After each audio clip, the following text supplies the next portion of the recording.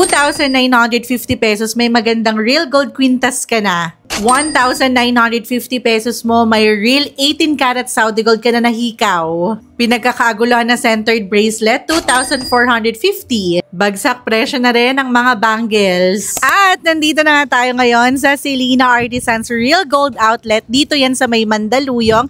Ito yung complete address. Open nga to everyday from 9 a.m. until 5 p.m. At dito, bagsak presyo ang mga real gold alahas. Legit na legit. Pasok tayo. Let's go!